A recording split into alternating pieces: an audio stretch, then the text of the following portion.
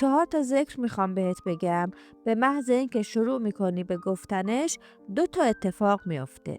1، مشکلاتت شروع میکنه به حل شدن. 2، با سرعت نور میری سمت اون خواسته که داری. حتی اگه قبول نداری 1 هفته انجام بده. تو همون 1 هفته خودت یه سری نشونه هایی میبینی که بیخیال این تمرین نمیشی. یا رزاق، یا فتاح، یا وهاب، یا قهار.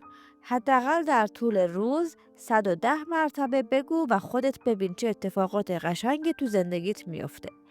اگر میخوای بیشتر با اسرار قرآن و ذکرهای الهی آشنا بشی، وارد کانال شو.